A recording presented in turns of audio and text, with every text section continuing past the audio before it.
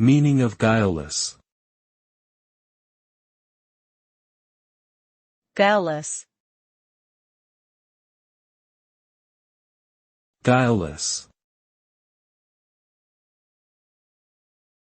Guileless. Guileless.